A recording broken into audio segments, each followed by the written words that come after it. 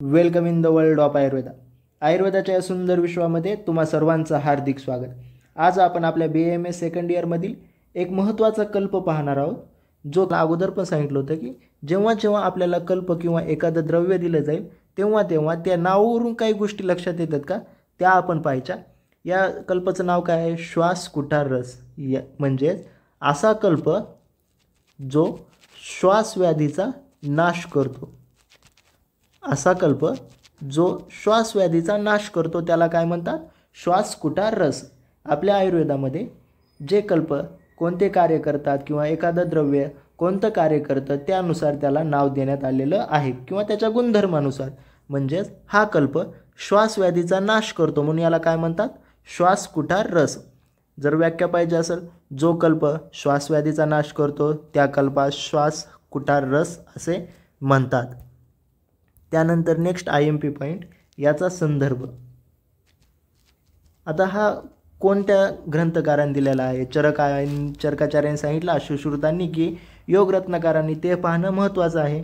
तर श्वास कुठार रसचा संदर्भ आहे योगरत्नाकर. योगरत्नाकर यामध्ये श्वासव्याधी, यामध्ये काय? श्वासव्याधी. श्वासव्याधी म्हणजेच त्याचा रोगाधिकार काय आहे? श्वास. रोगाधिकार पण काय आहे? श्वास. आणि संदर्भ आहे योगरत्नाकर श्वासव्याधी अध्याय. श्वासव्याधी अध्याय. चला तर मग या श्वास कुठार रसचे घटक द्रव्य पाहूयात, जो की खूप IMP पॉईंट आहे. यामध्ये पारद आहे, गंधक, टंकन, मनशिला, वत्सनाभ, शुंठी, मरीच आणि पिपली हे आहेत याचे घटक द्रव्य. यातील हे जे वत्सनाभ हे जे घटक द्रव्य आहे हे एक विष द्रव्य आहे. विष द्रव्य कधी कधी आपल्याला PGच्या एक्झाममध्ये किंवा ज्या काही MOच्या एक्झाम आहेत त्यामध्ये विचारलं जाऊ शकतं, श्वास कुठार रसमध्ये कोणतं एक विष द्रव्य आहे? तर काय आहे? वत्सनाभ.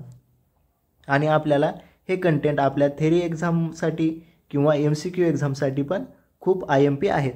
तर ते ट्रिकद्वारे किंवा कशा पद्धतीने लक्षात ठेवायचे ते आपण पाहूया. श्वास कुठार रसचे रोगाधिकार काय आहे? श्वास.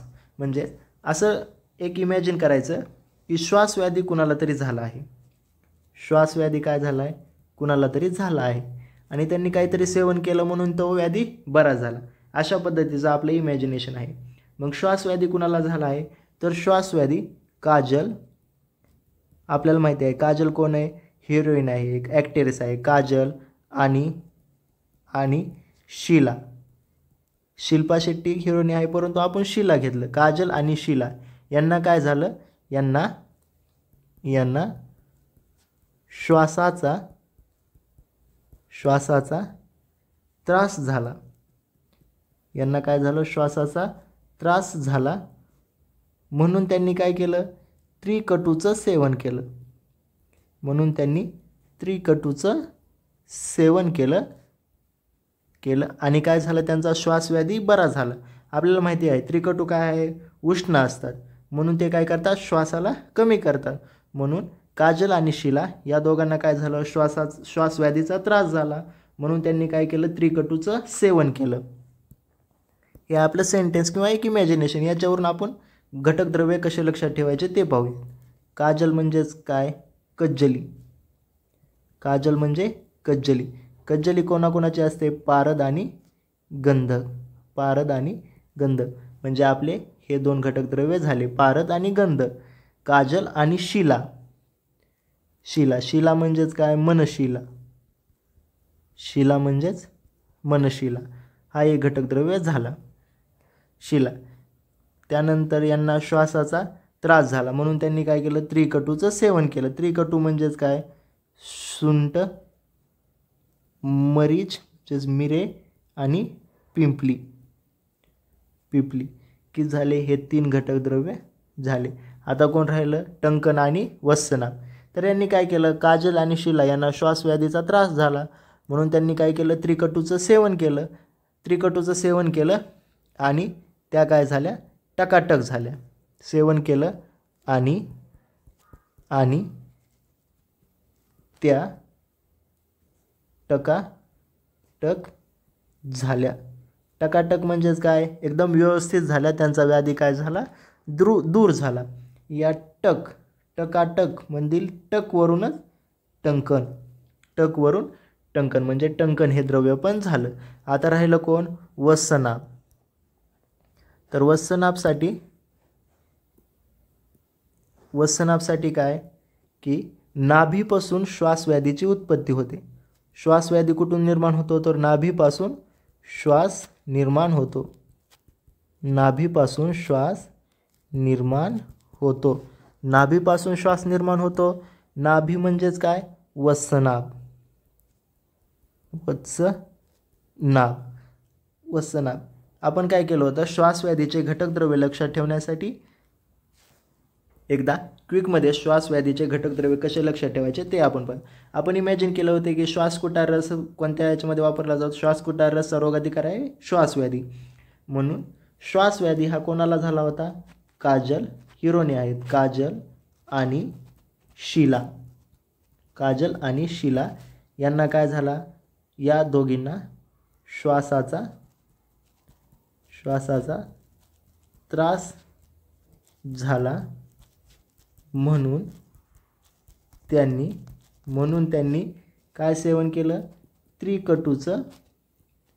त्रिकटूचे सेवन केले आणि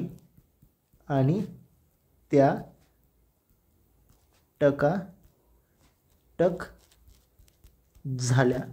टकाटक झाल्या. म्हणजेच काजलवरून कज्जली म्हणजेच काय, पारद प्लस गंधक. शिला म्हणजेच मनशिला. श्वासाचा त्रास, श्वासकुटार रस. त्यांनी त्रिकटूचे सेवन केले. त्रिकटू म्हणजेच सुंठ, मरीच आणि पिपली आणि टकाटकवरूनच टंकन. आणि श्वासाची उत्पत्ती कुठून होते, तर नाभीपासून श्वास उत्पन्न होतो. नाभीपासून काय होतो, श्वास उत्पन्न होतो. या नाभी म्हणजेच काय, वत्सनाभ. अशा पद्धतीने आपण श्वासकुटार रसचे घटक द्रव्य लक्षात ठेवले. याचा रोगाधिकार आपल्याला माहितीच आहे काय आहे, श्वासव्याधी. त्याच पद्धतीने हा कासव्याधीमध्ये पण वापरला जातो.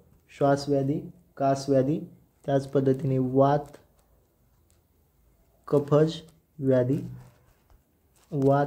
व्याधी आणि सन्निपातज व्याधी. वात कफज व्याधी किंवा सन्निपाती व्याधी असतील, यामध्ये हा कल्प प्रामुख्याने वापरला जातो. नेक्स्ट पॉईंट आहे याच्या मात्रा किती आहे. याची मात्रा आहे 125 ते 250 मायक्रोग्रॅम. 125 ते 250 मायक्रोग्राम. आणि याचं अनुपान आहे मधु. आणि मधु झालं आर्द्रक स्वरस आणि नागवेली पत्र